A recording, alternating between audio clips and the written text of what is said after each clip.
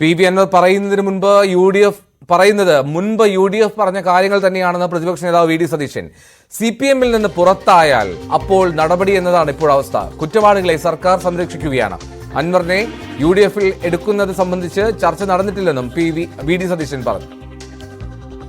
ഞങ്ങൾ കേരളത്തിലെ പ്രതിപക്ഷം കഴിഞ്ഞ 2-3 വർഷക്കാലമായി ആവർത്തിച്ച് പറഞ്ഞുകൊണ്ടിരുന്ന കാര്യങ്ങളെല്ലാം ഇപ്പോൾ ഒരു ഭരണകക്ഷി MLA കൂടി വന്ന് അത് പറയുന്നതോടുകൂടി ഞങ്ങൾക്കാണ് കൂടുതൽ വിശ്വാസ്യത ഉണ്ടായിരിക്കുന്നത്. ഞങ്ങളാണ് മുഖ്യമന്ത്രിയുടെ ഓഫീസിൽ ഒരു ഫോക്കസ് പ്രവർത്തിക്കുന്നു എന്ന് ആദ്യം പറഞ്ഞത് ഞങ്ങളല്ലേ.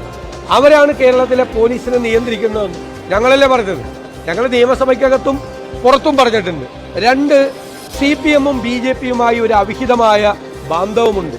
ഞങ്ങളാണ് പറഞ്ഞത് ഇല്ലേ. പൂരം കലക്കുന്നതിനെ കുറിച്ചുള്ള ഒരു ഗൂഢാലോചന, പൂരം കലക്കി BJP-യെ ജയിപ്പിക്കാനുള്ള ഒരു ഗൂഢാലോചന തൃശ്ശൂരിൽ നടന്നിട്ടുണ്ട്. ഞങ്ങൾ പറഞ്ഞു ADGP RSS നേതാക്കന്മാരെ മുഖ്യമന്ത്രിയുടെ ദൂതനായി കണ്ടിട്ടുണ്ട്. ഇതൊക്കെ ഞങ്ങൾ പറഞ്ഞ കാര്യങ്ങളല്ല. അല്ല, ഞങ്ങൾ ആ കാര്യത്തെക്കുറിച്ചൊരു ചർച്ച നടത്തിയിട്ടില്ല. അല്ലല്ല, ഞങ്ങൾ അങ്ങനെ ഒരു ചർച്ച ഞങ്ങൾ നടത്തിയിട്ടില്ല. ഞാനത് ഒറ്റയ്ക്ക് പറയേണ്ട ആളല്ല. അത് ചർച്ച നടത്തേണ്ട അവസരം വരുമ്പോൾ ഞങ്ങൾ ചർച്ച നടത്തും.